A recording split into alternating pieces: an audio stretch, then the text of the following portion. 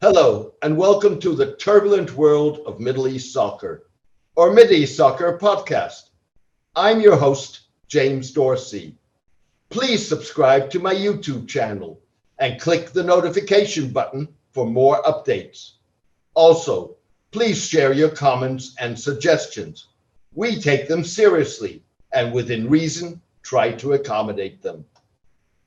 NATO's spat over Turkish opposition to Swedish and Finnish membership is about more than expanding the North Atlantic military alliance. It's as much about Turkish President Recep Tayyip Erdogan's immediate political goals as Turkey's positioning itself in a new 21st century world order.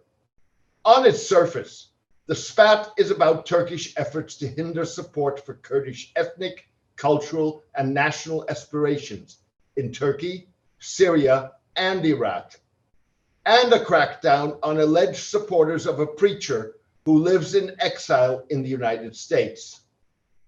Turkey accuses the preacher, Fethullah Gulen, of instigating a failed military coup in 2016. The spat may also be a play by NATO's second largest standing military to regain access to US arms sales, particularly upgrades for Turkey's aging fleet of F-16 fighter jets, as well as more advanced, newer models of the F-16 and the top-of-the-line F-35. Finally, playing the Kurdish card benefits Mr. Erdogan domestically, potentially at a time that the Turkish economy is in the doldrums with a 70% inflation rate. Erdogan always benefits politically when he takes on the Kurdistan Workers' Party, the PKK, and groups linked to it, like the YPG in Syria. In fact, attacking the PKK and the YPG is a two-for-one.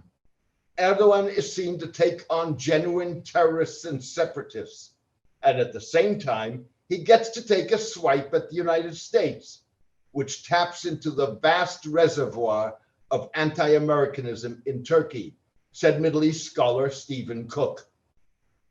While important issues in and of themselves, they are also likely to influence where Turkey will rank as the world moves towards a bipolar or multipolar power structure.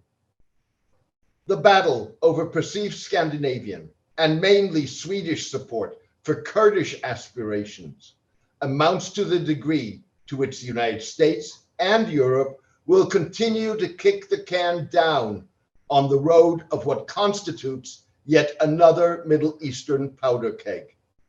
Mr. Erdogan announced this week that Turkey would soon launch a new military incursion against US-backed Kurdish fighters in northeast Syria. Mr. Erdogan said the operation would extend the Turkish armed forces' areas of control in Syria to a 30-kilometer swath of land along the two countries' shared border.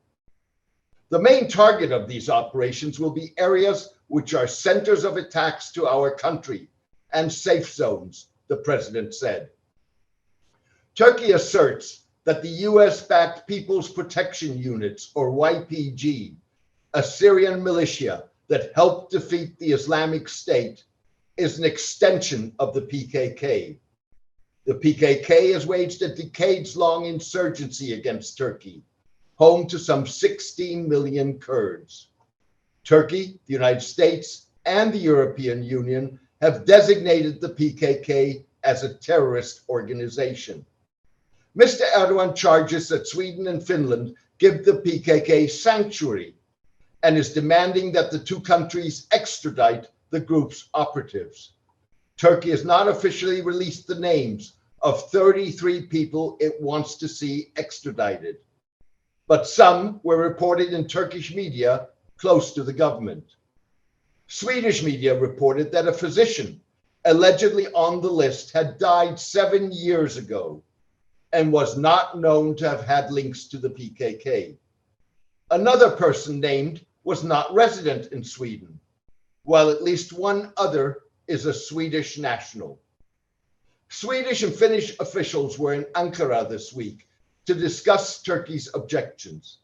Swedish Prime Minister Magdalena Andersson insisted, as the officials headed for the Turkish capital, that we do not send money or weapons to terrorist organizations.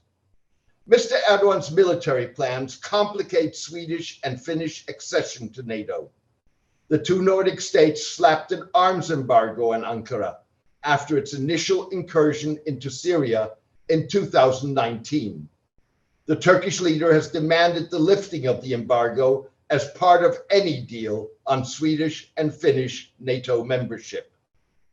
A renewed incursion that would cement Turkey's three-year-old military presence in Syria could also throw a monkey wrench into improving relations with the United States due to Turkish support for Ukraine and efforts to mediate an end to the crisis sparked by the Russian invasion. Turkey slowed its initial incursion into Syria after the then US President Donald Trump threatened to destroy and obliterate Turkey's economy. US arms sales would go a long way to cement improved relations and downplay the significance of Turkey's acquisition of Russia's S-400 anti-missile system, even if Turkey's opposition to Scandinavian membership will have a lingering effect on trust. The United States expelled Turkey from its F-35 program in response to the acquisition. This week, Mr. Erdogan appeared to widen the dispute in NATO after Greek Prime Minister Kyriakos Mitsotakis lobbied the US Congress against military sales to Turkey. Mitsotakis no longer exists for me. I will never agree to meet him, Mr. Erdogan said. He said that Mr. Mitsotakis' lobbying violated an agreement between the two men not to involve third countries in our bilateral relations. The US arms sales would also impact Turkish-Russian relations, even if Turkey, in contrast to most NATO members, will seek to balance its relationships and avoid an open rift with Moscow or Washington.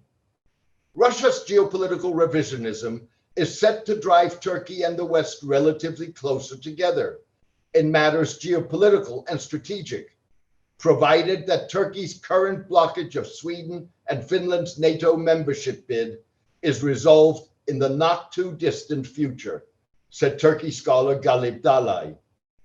Turkey's NATO gamble is a game of high-stakes poker, given that Russia is as much a partner of Turkey as it is a threat. NATO is Turkey's ultimate shield against Russian civilizationalist expansionism. Russian support in 2008 for irredentist regions of Georgia and annexation of Crimea in 2014 created a buffer between Turkey and Ukraine and complicated arrangements in the Black Sea. Nevertheless, Mr. Erdogan risks fueling a debate about Turkey's membership in NATO. Much like Prime Minister Viktor Orban, opposition to a European embargo of Russian energy has raised questions about Hungary's place in the EU. Does Erdogan's Turkey belong in NATO? Asked former US presidential nominee Joe Lieberman and Mark Wallace, a former senator, in an op-ed in the Wall Street Journal. Unlike Finland and Sweden, the two men noted that Turkey would not meet NATO's democracy requirements if it were applying for membership today.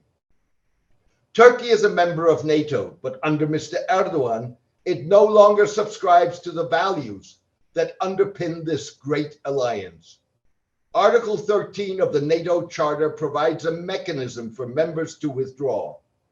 Perhaps it's time to amend Article 13 to establish a procedure for the expulsion of a member nation, Messrs. Lieberman and Wallace wrote. The two men implicitly argued that turning the tables on Turkey would force the complicated NATO member back into line. Adding to that, prominent Turkish journalist and analyst Cengiz Canda cautioned that giving in to Ankara's demands amounts to letting an autocrat design the security architecture of Europe and shape the future of the Western system. Thank you for joining me today. I hope you enjoyed the podcast.